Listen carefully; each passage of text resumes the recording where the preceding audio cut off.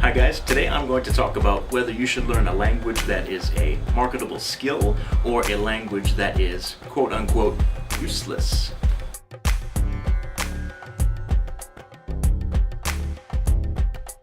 Good evening guys, how are you doing today? So you are interested in learning languages, you've looked into it, you think it's an interesting thing to do, you want to be bilingual, but you are wondering which language to learn. Maybe you should study Spanish because there are lots of Spanish speakers. Maybe you should study Chinese because Chinese will be the language of the 21st century, some people say. Maybe you should study Arabic because there are lots of Arabic speakers in lots of countries. Maybe you should choose one of those. But maybe you're interested in Burmese. Maybe for some reason you want to learn Burmese, or maybe you're interested in Hebrew, which is only spoken in Israel, or maybe you're interested in Esperanto, which is spoken nowhere. Maybe you have some kind of desire or some interest to learn some language that's not really spoken that widely or spoken in a lot of places. So a lot of people ask me which kind of language they should study. The first foreign language that I ever studied was Hebrew, and that's a language that's only spoken in one place, only in Israel, pretty much. So it's not a language that was really all that useful for me in a lot of places, unless I met some Israeli people here and there and spoke Hebrew with them. Basically it was just, I learned it out of irrational cultural interest. I just became interested in that country and in that language, and I really wanted to study it. And people at the time said, why don't you study French, or why don't you study Spanish, or why don't you study Chinese? And I kind of tried to do that, but I was always drawn back to Hebrew because that's where my interest was. So I couldn't really focus on the other languages. So I think that's really the answer to this dilemma of which kind of language to study. It's study the one that you are passionate about, the one that you can focus on, the one that engages you. Because learning a language is, well, if we're talking about learning a language full on, like all in, to learn it well, then that's a process that takes quite a while. You have to work at it over a couple of years, a few years, if we're talking about getting really good at it, right? Including being literate. You can be conversant in a few months, but if you want to be really good at it, all language skills, then it takes longer than that. So if you're all in, if you're long-term in a language, then you have to be really interested in it. You have to be motivated, and that motivation comes from just your deep interest, that irrational magnetism of that language that you feel, right? If you decide to learn a language because it's a marketable skill, that's what some people think they should do. They want to learn a language because someday in the future it might be marketable, it might be useful on my resume, it might help me get a job. Well, it probably won't, because first of all, you won't have the motivation to stick with it, most likely. When you learn a language, there are a lot of speed bumps along the way, right? It's never just a smooth road. There are always times when your skill drops, and there are times when there's a plateau for a long time. When there's a plateau, you get frustrated sometimes because your level isn't improving. Now, if you really love the language, then you just fight through it and you stick it out because that's a welcome challenge. But if you're not really interested in the language in the first place, if you're just learning it because someday it might be useful on my resume, then you're going to say screw it and give up, probably.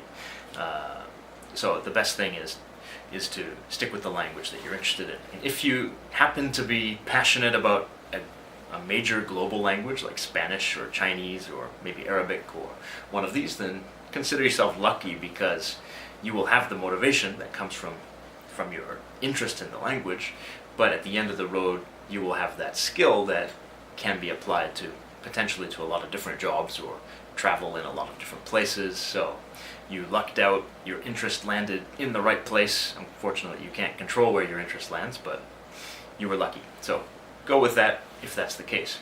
If you happen to be interested in a less commonly spoken niche language, Hebrew or Burmese or whatever, like I said, something that's only spoken in one country, go with that anyway. There are a lot of benefits you can get.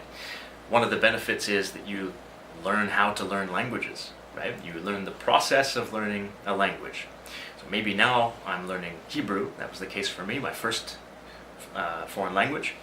I was learning Hebrew, but I learned how to study, right? I learned what you need to put in. I learned about the consistency. I learned about how to study vocabulary. I learned about the importance of training my ears and connecting my brain and my mouth for oral communication. I learned all these things that I applied to later languages. So now, even though I don't really use Hebrew that often, except to listen to Hebrew media on the internet, it still helped me because it helps me learn other languages now.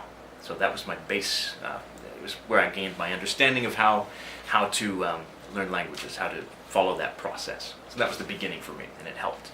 Also, it's just a wonderful hobby to have, right?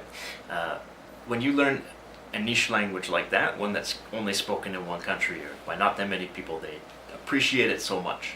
Like when I learned Hebrew and I spoke to Hebrew speakers, they couldn't believe it. They wondered why I would speak their language. Out of all the languages in the world, why our language? They'd ask me, they'd say, are you Jewish? And I'd say, no, I'm not Jewish. And they'd be even more shocked, which I always found kind of funny, but that opened up a lot of just a lot of friendships and a lot of great interactions with people, and I got to know a lot of people really well because they were just so impressed that I loved their culture and loved their language. So it's just a great experience to be all in a language that not that many people are studying, because you really stand out to the people who speak it. Another thing is, a niche language can ironically be more marketable than a major language, right? If in your company, if 50 people speak Spanish, like in Southern California, I don't know how much of a marketable skill it is to study Spanish as a second language, because so many other people speak it. And I'm from Vancouver.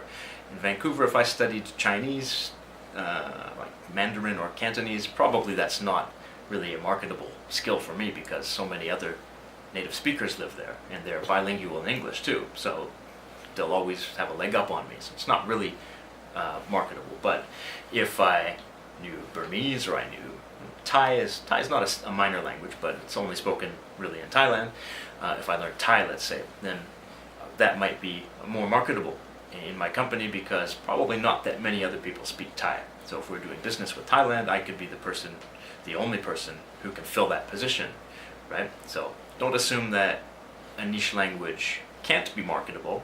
You might have to look around and see how you can market it, but it's not necessarily unmarketable. Some people learn a language for a slightly different kind of motivation. They're really motivated by a goal or their dream. Not necessarily the language itself, but the language helps them achieve their dream.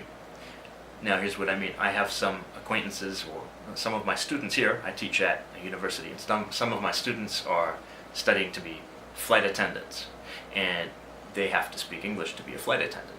They don't really care about learning English itself necessarily, but they want to be flight attendants. That's their dream job. They've sought after since they were kids. They've always wanted that job. So to help achieve their dream, they need English. Though the dream motivates them to learn the language. So if you have a dream like that, if you have some goal for the future, then maybe you should look at what language might fit in with that goal, and then that's the one you go with, because your dream or goal will provide the motivation and passion that will drive you and push you through all those speed bumps along the way, and give you that long-term vision for studying the language.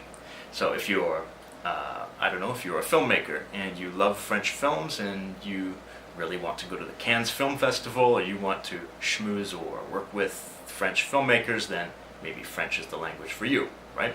I have a friend who's a musician, and she often travels to Austria, because she says that the best instructors or the best piano mentors are in Austria, at least the ones she knows. And I know Austria is well known for orchestras and for music in general, so she's studying German, because that helps her live out her dream or achieve her dream more fully by being in Austria, right? So that's the language for her.